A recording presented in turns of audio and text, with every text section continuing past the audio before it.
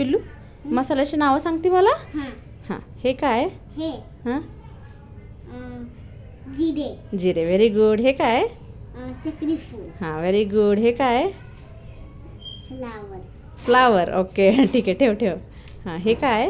हे हां काळी हां अ, काळी. अ, ठेव, नाही आलं तर ठेव, मी नंतर सांगते. हां हे काय? हे हां